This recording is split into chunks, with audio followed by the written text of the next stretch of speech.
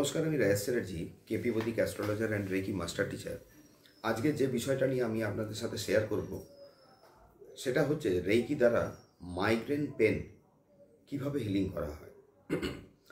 যদি কেউ ধরুন অ্যাকিউট মাইগ্রেনে ভুগছেন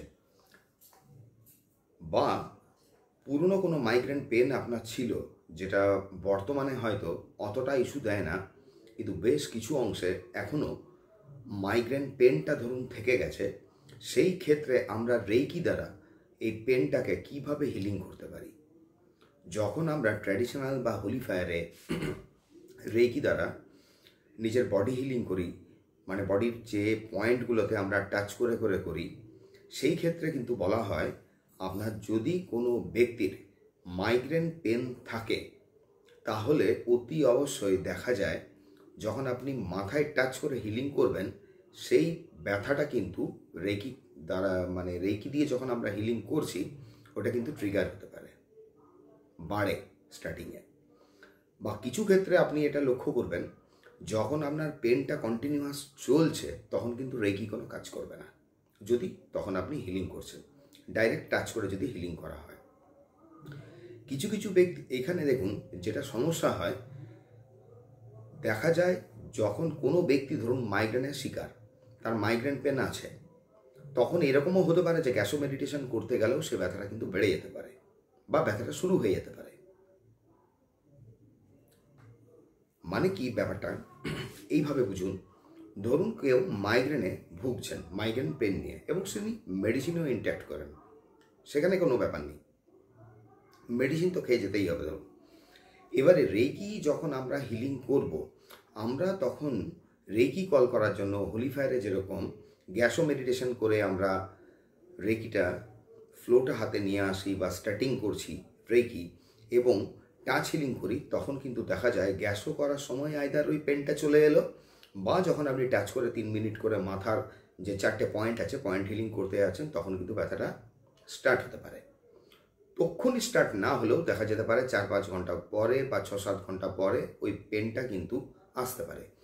এরম ক্ষেত্রে যদি কোনো কারুর ইস্যু হয়, তখন কিন্তু মাথায় যে পয়েন্টগুলো আছে, যেগুলোকে 3 মিনিট ধরে আপনার টাচ করে করে হিলিং করা হয়, সেক্ষেত্রে কিন্তু 3 মিনিট করা যাবে না, আপনি 1 মিনিট করে বা 30 সেকেন্ড করে ওটা স্কিপ করে যান ওই পয়েন্টটা, মাথাটা।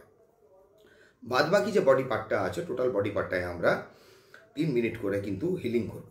এবারে কোশ্চেনটা হচ্ছে, ধরুন রেকিকে এইখানে আমি কিভাবে এই পেনটা নির্মূল করার জন্য ব্যবহার করব, তার তো শুরু তো একটা করতে হবে। তো ওই হিলিংটার জন্য আমরা করব কি, প্রথমে লেফট হ্যান্ডের ওপরে নিজের হায়ার সোল কিংবা হায়ার সেলফকে কল্পনা করে নেব বা কানেক্ট করে নেব। সেই ক্ষেত্রে আপনি কোনো বস্তু, ধরুন কোনো ক্রিস্টাল হতে পারে, এই ক্ষেত্রে যে ক্রিস্টালটা ইউজ করা হবে অতি অবশ্যই আপনার ক্লিয়ার কোয়ার্টজ।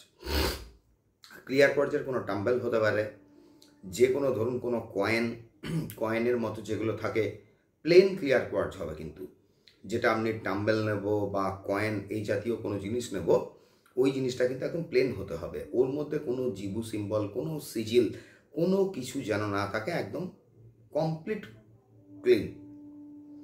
ওই ক্লিয়ার কোয়ার্টজের মধ্যে নিজের হায়ার সোল কিংবা হায়ার সেলফকে ফার্স্ট কানেক্ট করুন, যে আমার হায়ার সোল কিংবা হায়ার সেলফ এই ক্রিস্টালের মধ্যে কানেক্ট হওয়ার জন্য ধন্যবাদ, আমার নিজের হায়ার সোল কিংবা হায়ার সেলফ এর মধ্যে কানেক্ট হও।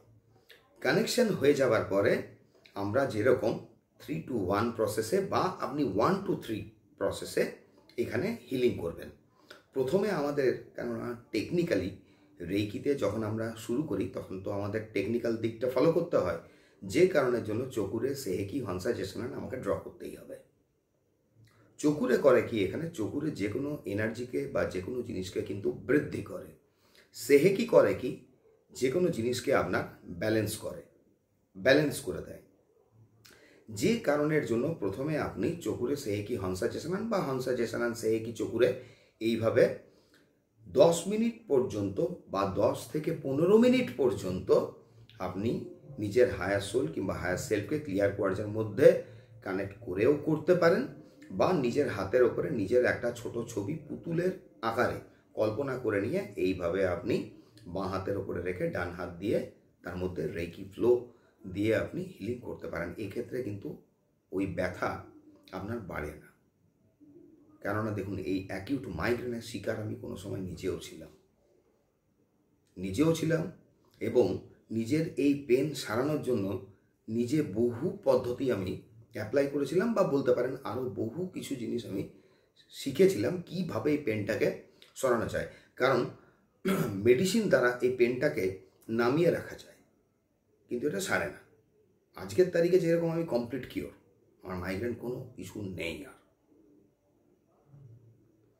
এই একটা জিনিস, হায়ার সোল কিংবা হায়ার সেলফকে যখন আমরা ক্লিয়ার কোয়ার্টজে কানেক্ট করছি, কানেকশন করার সময় আপনি এই অ্যাফার্মেশনটা দেবেন, যেখানে আমার হায়ার সোল কিংবা হায়ার সেলফ ততক্ষণ পর্যন্তই কানেকশন থাকবে যতক্ষণ আমি আমার নিজের সেলফ হিলিং চালিয়ে যাচ্ছি। বিমিং করে যখন আমি এইভাবে হিলিং করছি, তখন কিন্তু একবারই চকুরে পড়েছে, মানে চকুরে সে কি হংসাজেশন বা হংসাজেশন সে কি চকুরে দিয়ে আপনি স্টার্টিং করলেন, এখানে কিন্তু বারে বারে আপনাকে সেহেকি ড্র করতে হবে, চকুরে নয়। চকুরেকে কিন্তু এখানে একবারই ড্র করব, বাকি টোটালি স্কিপ করে যাব, টোটালটা স্কিপ করে দেবেন আপনি। সেহেকি দিয়ে পুরো হিলিংটা আপনাকে কমপ্লিট করতে হবে। এটা গেল একটা প্রসেস। সেকেন্ড হচ্ছে কি, রাত্রিবেলায় যখন আমরা শুতে যাব বা আপনি শুতে যাবেন, তখন করবেন কি, ক্লিয়ার কোয়ার্টজে দেখবেন ছোট টাম্বেল কিন্তু এখানে হবে না। টাম্বেলে হয় এই ব্ল্যাক টার্মালিন, টাম্বেল হবে না কিন্তু র ফর্ম খুব ছোট পাওয়া যায় আপনার, এটা 1 টাকা কয়েনের সাইজের মতো।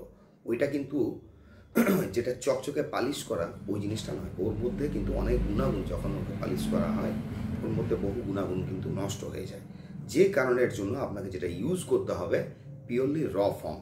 ওইটা আপনি করবেন কি, থার্ড আয়ে এখানে অন্ততপক্ষে 10 মিনিট নিয়ে শুয়ে দেবেন, কিচ্ছু অ্যাফার্মেশন দেওয়ার দরকার নেই। ক্লিয়ার, এই ব্ল্যাক টার্মালিনের কাজই হচ্ছে আপনার যে কোনো জিনিসকে আপনার টেনে নেওয়া, যে কোনো কন্ট্রাস্ট এনার্জি, নেগেটিভ এনার্জি বা যে কোনো ইস্যু থাকুক, ও জিনিসটা কিন্তু নিজের মধ্যে টেনে নেয়। ব্ল্যাক টার্মালিন 10 মিনিট রাখার পরে যখন আপনি উঠিয়ে দিলেন, তারপরে কিন্তু কোনো ক্লিয়ার কোয়ার্টজ হোক বা এমেথিস্ট হোক, কোনো ক্রিস্টাল কিন্তু দিয়ে আমরা এই চক্রটাকে বা পয়েন্টটাকে কিন্তু হিলিং করবো না বা চার্জিং করবো না, কিচ্ছু করবো না। রাত্রে শোয়ার আগে 10 মিনিট ওইটা উঠিয়ে নিয়ে আপনাকে ছোট কোনো প্লাস্টিকের বাটিতে, কাঁচ নয় কিন্তু প্লাস্টিকের বাটিতে একটু জল রাখবেন, ওই টার্মালিনটা জলের মধ্যে দিয়ে দেবেন। জাস্ট 2 মিনিট পরে ওই যে জলটা আছে, জলটা আপনি ফেলে দিন, টার্মালিন মুছে কোনো পরিষ্কার জায়গায় আপনি রেখে দিন, ওকে নর্মালি সারা রাতে শুকোতে দিন, ওতে কোনো অসুবিধা হয় না। কাঁচের বাটি এই জন্য বারণ করলাম, অনেক ক্ষেত্রে দেখা যায় কন্ট্রাস্ট বা নেগেটিভ এনার্জিটা ব্ল্যাক টার্মালিন যেটা টেনে নেয়, কাঁচের বাটিতে রাখলে কাঁচের বাটি কিন্তু ক্র্যাক করে যেতে পারে, যে কারণের জন্য আমরা এখানে প্লাস্টিকের বাটি ইউজ করব, আর খালি ব্ল্যাক টার্মালিন দিয়ে আমরা কিন্তু এটা হিলিং করব। তো যাই হোক, আজকে এই ছোট ভিডিওর মাধ্যমে মাইগ্রেনের কিভাবে আমরা হিলিং করা যায় সেটা আমরা আমি এই ভিডিওটার মাধ্যমে শেয়ার করলাম। যারা এই ধরনের কোনো প্রবলেমের শিকার, তারা এটা করে দেখতে পারেন, কারণ এটা খুব সহজ সরল পদ্ধতি। মাইগ্রেনের শিকার থাকা মানে যে সবসময় যে আপনি মাথায় হাত দিয়ে জায়গাটাকে হিলিং করবেন পয়েন্টটা কিন্তু ব্যাপারটা কিন্তু তা নয়। করে দেখবেন, যদি করেছেন দেখবেন জিনিসটা বাড়ে, এটা বেড়ে যায়। একে একটু ঘুরিয়ে আপনার হিলিং করতে হয়। যাই হোক, আজকে এই পর্যন্তই রাখলাম। এর পরের ভিডিওতে আমি ক্রিস্টাল নিয়ে নতুন কিছু তথ্যের শেয়ার করব। তো চ্যানেলটা সাবস্ক্রাইব যদি না করা থাকে, ইতিমধ্যে সাবস্ক্রাইব করে রাখুন, যাতে নতুন কোনো ভিডিওগুলোর ফার্স্ট নোটিফিকেশান আপনার কাছে চলে আসে। নমস্কার।